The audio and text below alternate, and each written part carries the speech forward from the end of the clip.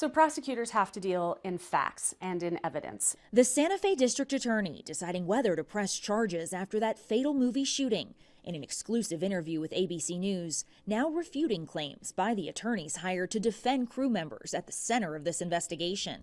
How did live ammunition end up on this set?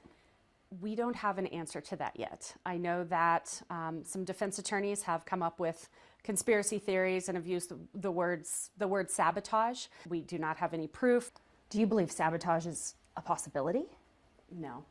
Just last week on GMA, an attorney for the film's armorer trying to turn attention away from the 24-year-old in charge of all weapons on set. We're afraid that could have been what happened here, that somebody intended to sabotage this set with a live round intentionally placed in a box of dummies. If it were to be found that this was a case of sabotage, would you be looking at a murder charge?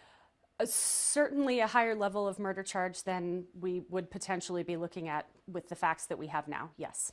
The defense attorneys, we don't have the same information that they do, but until we have it in our hands, it doesn't play into the decision-making process.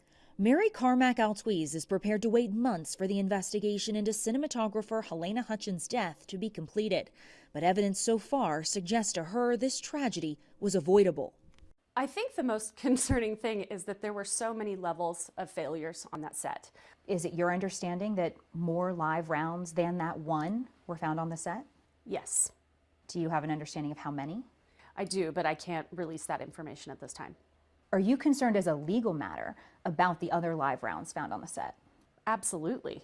We still don't know how they got on the set, and how they got there, I think, will be one of the most important factors going into a charging decision. It's probably more important to focus on what led up to the shooting, because the moment of the shooting, we know that at least Mr. Baldwin had no idea that the gun was loaded.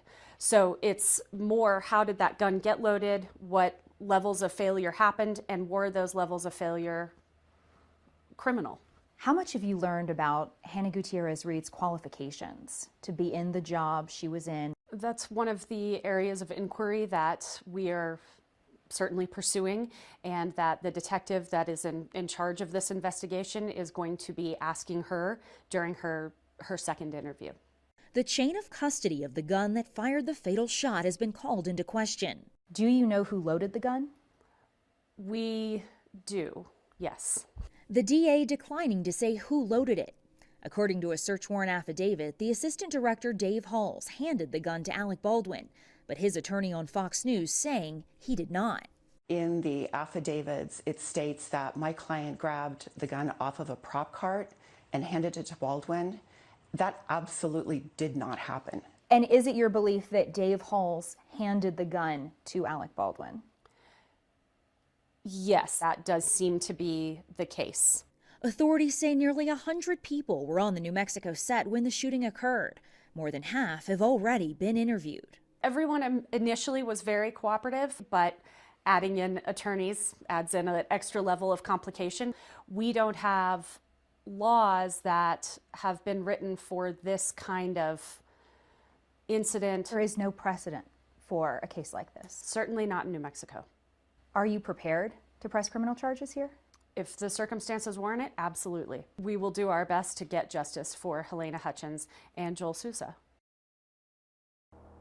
And we've been hearing the calls for change in Helena's name reverberating through Hollywood. Earlier this week, Alec Baldwin saying he wants any set with guns, fake or otherwise, to have a police officer present to monitor weapon safety. And the DA here says she wants to be a part of change for film and television sets here in New Mexico. Kaylee Hartung, ABC News, Albuquerque.